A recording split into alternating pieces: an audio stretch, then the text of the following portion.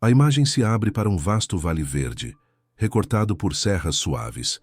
O aroma de café e terra molhada paira no ar. Estamos na Serra da Mantiqueira, em Minas Gerais. Ao longe, surge a imponente sede da Fazenda Recanto da Mata. Uma casa grande de paredes brancas e janelas azuis, com um passado de glória agora sob uma sombra de tristeza. Por quase 3 anos, o nome da Fazenda Recanto da Mata era sinônimo de perigo, e não de prosa rural. O motivo era um só: Trovão. Ele não era um boi qualquer. Era um reprodutor Nelore, um touro de quase 800 quilos de força bruta, de pelagem branca e cinza, com um semblante de permanente fúria. Seu nome, Trovão, era perfeito não apenas pela sua força, mas pelos berros estrondosos que soltava, capazes de abalar a paz do sertão. Desde que a desgraça havia chegado, Trovão vivia isolado em um curral reforçado com mourões de aroeira e telas duplas, construído às pressas depois que o animal, em surtos de raiva, destruiu 3 cercas e mandou 5 peões e veterinários para o hospital. Na varanda da casa, seu João Carvalho, o proprietário da fazenda, um homem de 65 anos com a alma mais enrugada que a pele, fitava o touro. Seus olhos vermelhos de tanto chorar refletiam a mesma dor profunda e antiga que jazia na mirada do Nelore. João, esse bicho é uma praga, um risco para a saúde pública. Não dá para esperar mais, sentenciou o prefeito Barros, um político engravatado de sotaque interiorano carregado que havia chegado à fazenda pontualmente às 4 horas da tarde. Seu João suspirou, o som pesado como o tilintar de uma corrente. Não posso, prefeito. Não consigo sacrificar ele, não. E por que não, pelo amor de Deus? 5 homens feridos.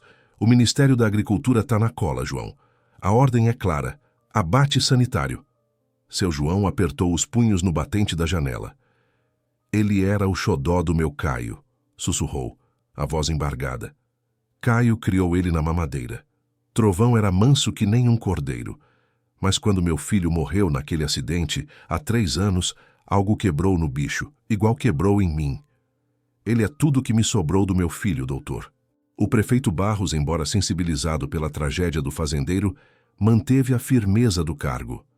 Entendo a sua dor, mas o seu luto não pode custar a vida de outro trabalhador. Dou 1 semana, 7 dias, seu João. Se nesse prazo o senhor não resolver isso, eu mesmo chamo o frigorífico de Juiz de Fora. É o meu dever. Seu João apenas assentiu, desolado. 1 semana. 7 dias para um milagre.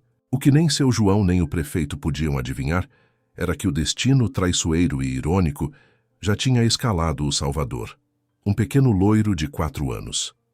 3 dias após o ultimato, por volta das 10 horas da manhã, um carro de passeio com placa de Belo Horizonte parou na porteira da Fazenda Recanto da Mata. Dele desceu o Dr. Ricardo Lima, de 35 anos, um veterinário renomado na capital por seu trabalho com animais de grande porte e comportamentos traumatizados. Tinha a aparência cansada de quem vive no limite entre a ciência e o caos. Do banco de trás, saltou como um grilo o seu filho, Pedrinho, com os cabelos claros e olhos azuis espertos, cheios de fascínio pela roça. Papai, é verdade que tem um boi gigante aqui? Perguntou Pedrinho, pulando em um pé só.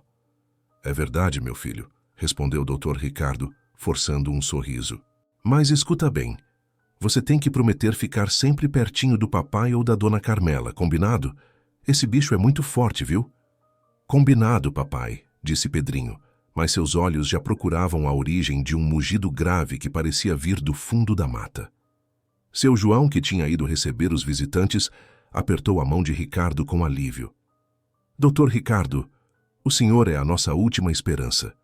Por favor, entre. Onde eu posso acomodar seu filho? A lida é perigosa. Não consegui deixá-lo em BH. Minha esposa e faleceu há 2 anos, explicou Ricardo, engolindo em seco. Se a senhora que cuida da casa puder dar uma olhada nele por umas horas, Dona Carmela, a cozinheira-chefe e governanta, uma mineira baixinha e de braços fortes, apareceu na porta. Deixa comigo, doutor. Venha, Pedrinho, meu anjo. Acabei de tirar uns pães de queijo do forno. É mais seguro lá na cozinha, uai.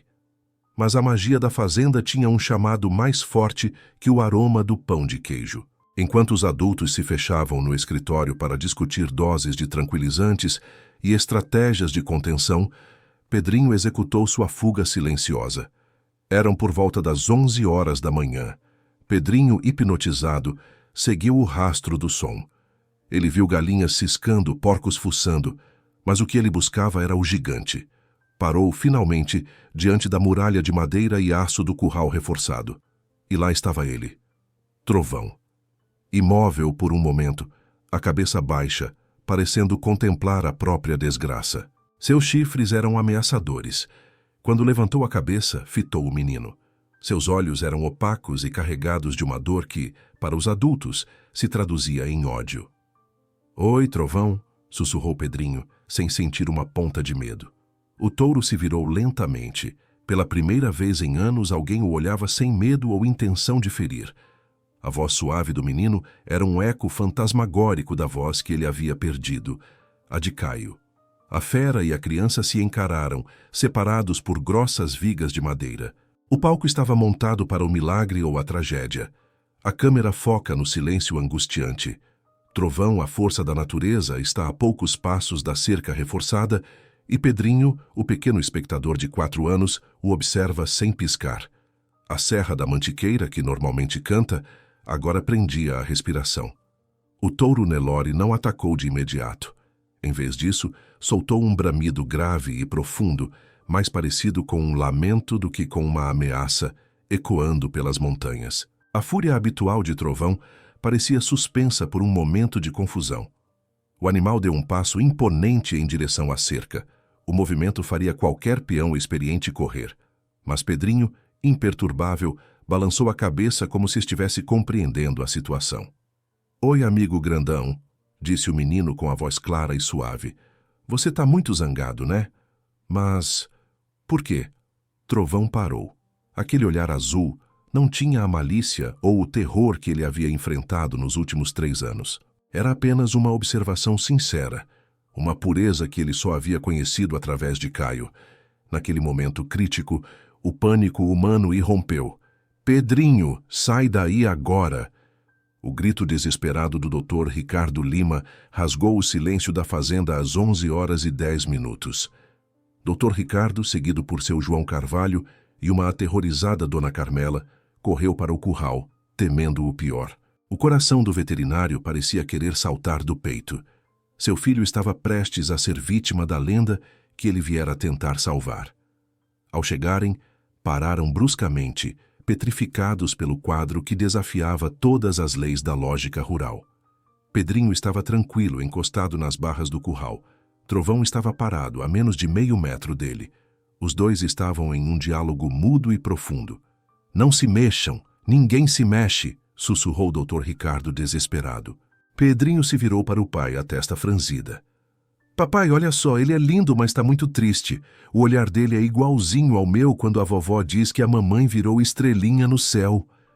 Aquela frase acertou seu João com a força de uma marrada. O menino, em poucos instantes, havia destrinchado o que anos de ignorância adulta haviam classificado como maldade.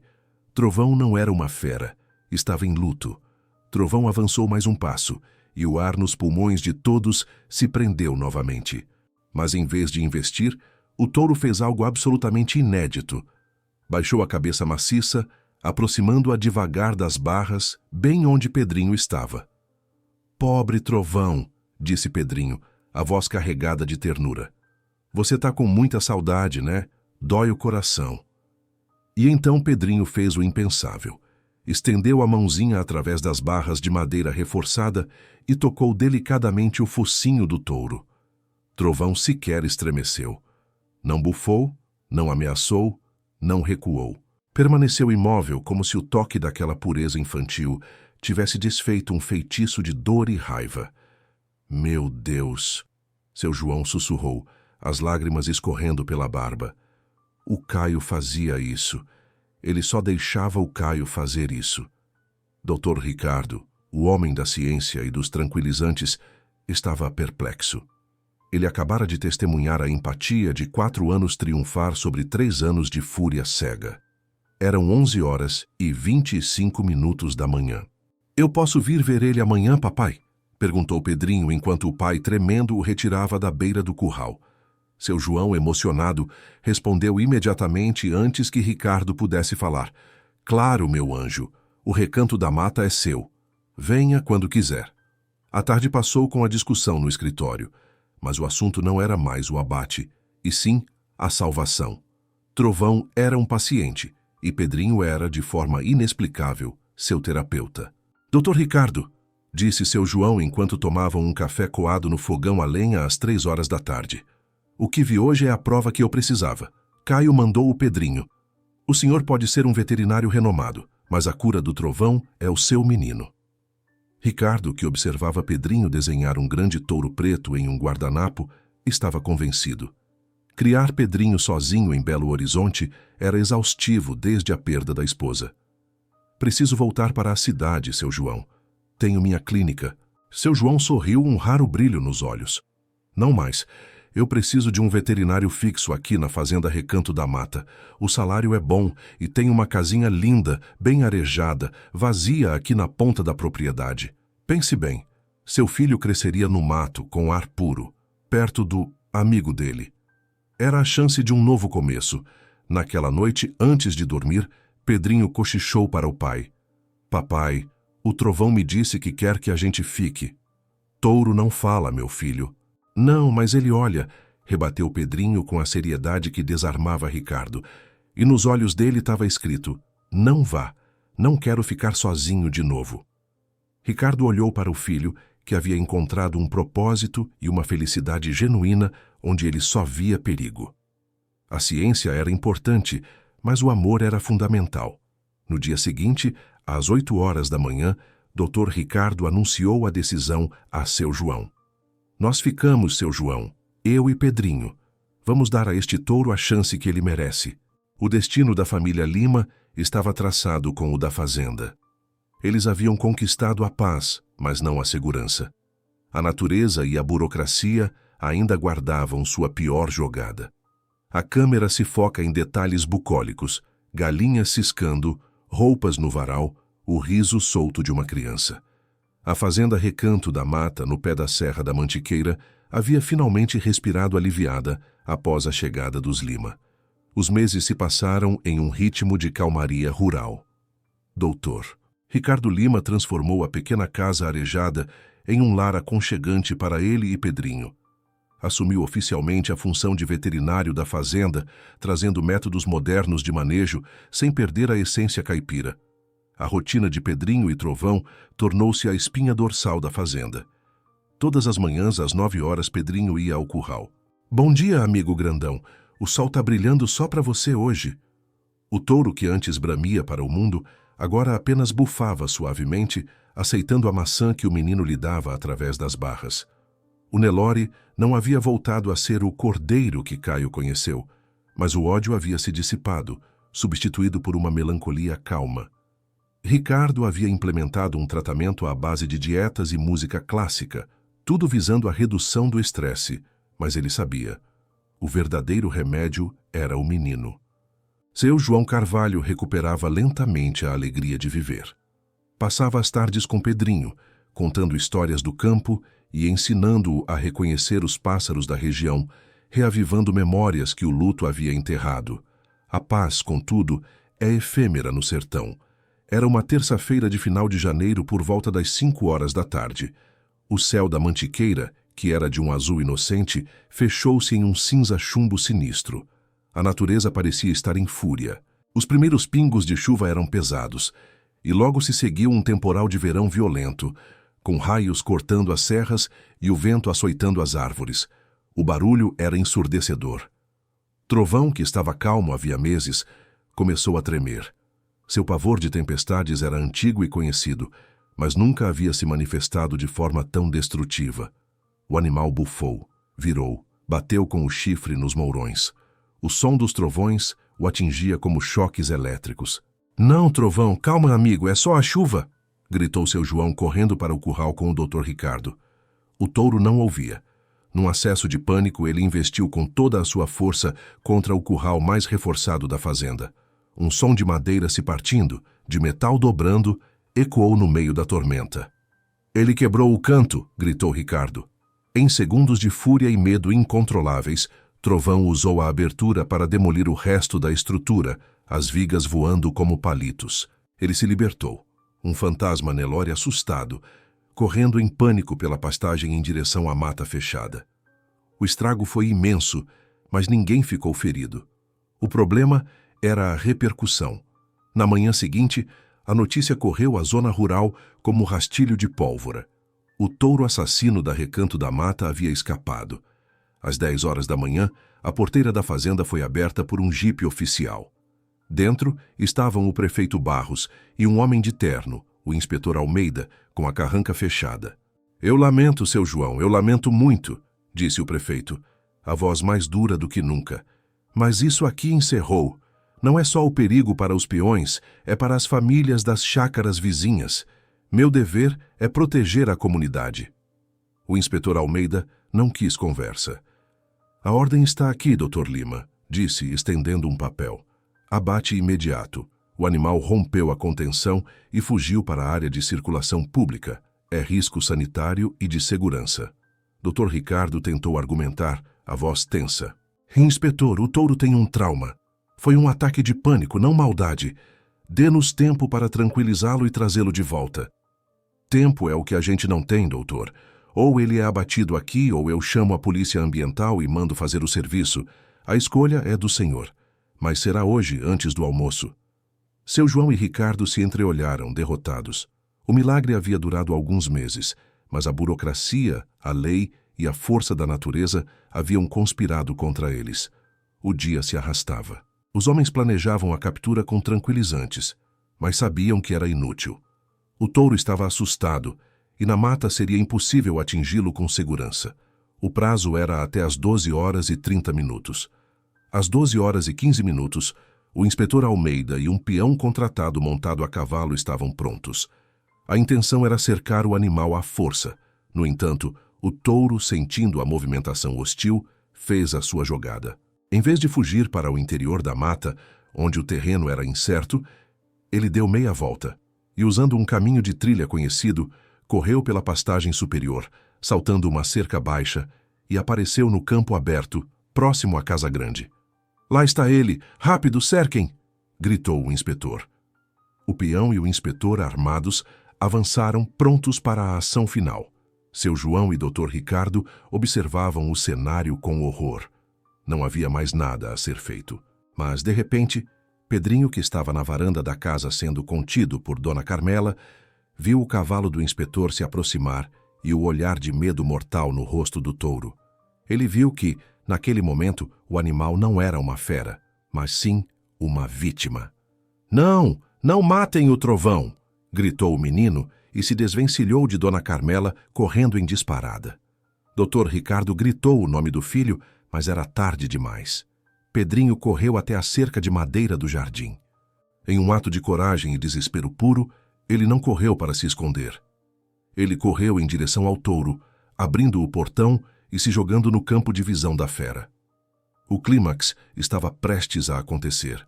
A cena é de cortar a respiração. O tempo parece congelado. O campo aberto, a casa grande, o inspetor e o peão a cavalo paralisados. No centro, o pequeno Pedrinho e o gigantesco Trovão. O touro, com seus quase 800 quilos e chifres ameaçadores, corria em disparada, fugindo dos perseguidores. Mas a imagem do menino surgindo do nada e correndo diretamente para ele fez a fera parar bruscamente, derrapando na grama. Dr. Ricardo, seu João e Dona Carmela gritavam à distância, tentando avisar Pedrinho do perigo, mas o menino não desviava o olhar de Trovão. "Trovão, não!" gritou Pedrinho, estendendo os braços de maneira infantil, como se quisesse abraçar o mundo. "Para, não corre mais. Eles vão te machucar, mas eu não vou." O touro, a 1 metro de distância, parou. As narinas bufavam o ar quente e o medo, mas seus olhos de repente ficaram fixos no menino. "Não tenha medo, fica comigo", implorou Pedrinho. O plot twist 2 acontece. Trovão, em vez de investir, baixou a cabeça. Não com fúria, mas com submissão. Era a rendição de uma alma em luto a única outra alma que o entendia. Pedrinho, vendo que o animal se acalmava, fez a última jogada. Aproximou-se lentamente e, sem medo, passou os braços ao redor do focinho maciço de Trovão, aninhando a cabeça no pescoço do touro. Um silêncio sepulcral caiu sobre a fazenda Recanto da Mata. O inspetor Almeida, que já tinha a mão na arma, assistia à cena com o queixo caído, a arma lentamente abaixada. A fúria do animal havia desaparecido por completo, substituída por uma aceitação dócil. Dr. Ricardo Lima foi o primeiro a se recuperar. Correu e abraçou o filho e o touro ao mesmo tempo, as lágrimas escorrendo. Seu João Carvalho, tremendo, finalmente se aproximou. Ele olhou para o inspetor, que estava pálido. "Inspetor", disse seu João, a voz embargada pela emoção. "O senhor viu? 20 anos de raiva não fazem uma fera. 3 anos de luto fizeram um monstro. E 4 anos de amor o transformaram em amigo. O que o senhor vai fazer?"